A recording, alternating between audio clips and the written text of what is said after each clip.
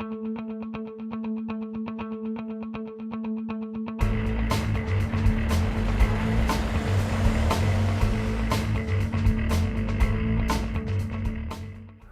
hazard out here is me, you. It's not the equipment. It's our frame of mind. I mean, if we've had a fight with our family or just something that's made us not think clearly, you need to leave that at the front door. When you walk out the front door of your house, you need to leave that there. You need to be focused on your job. I think that's really the attitude you have to have is I'm going to go home tonight. Yeah. I got to make it to work and I got to make it home. Yeah.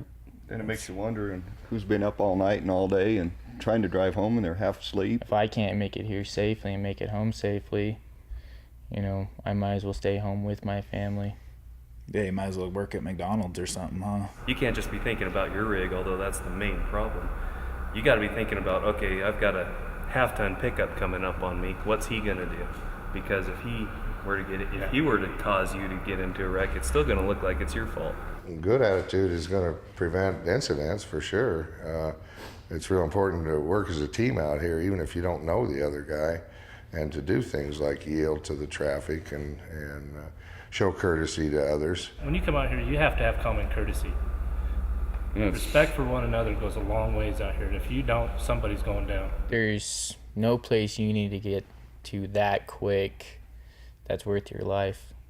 Or jeopardizing other people's lives. Slow down. The main thing, slow down. That's what I always think when those people pass me going 90. Don't they care about anybody else? Once you're out here, you just got to be on your toes. I mean, you can't stay up all night and party. You got to come here ready to go. If you're a passenger in the vehicle and you feel like the guy is out of control, you need to say something. Either slow down or get the hell out and I'm going to drive. Get the hell out and I'm going to drive. It could cost you your life if somebody's reckless out here. Mainly though is in getting the job done a little bit faster than the last guy that did it. Well, I'm better than him. I can do it a hell of a lot better, faster. I can chain up and get there when nobody else can. If I don't feel comfortable with the people that are around me and the way that they're driving, I'll pull over.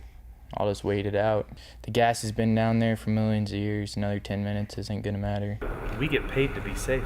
You get paid to be safe. So take the time to get where you're going. It's about the time you start acting like you know it all, it's going to bite you, or it'll get you involved with somebody else, and it could be serious injury or death. Just be patient, and if somebody's in a bigger hurry, just let them go around. I mean, I made it here to do a job, and I want to make it home to see my family. I think that's really the attitude you have to have is I'm going to go home tonight. Yeah. I got to make it to work, and I got to make it home. I don't want to have to go to a loved one and say, hey, your husband or your wife's not coming home tonight because they drove way too fast and got in a wreck. Some of the way that these people drive out here, if their wife was sitting next to them in that truck, would they be doing that? They'd have claw marks on the door and stuff. How many times would you gotten smacked, passing somebody on a blind corner or whatnot? So act like they're sitting next to you. Act like your kids are in the back. My biggest thing is family, man. My wife shouldn't have to pay for me being stupid. The love of your family should be motivation enough to not screw up out here, to take your time and be considerate of what you're doing.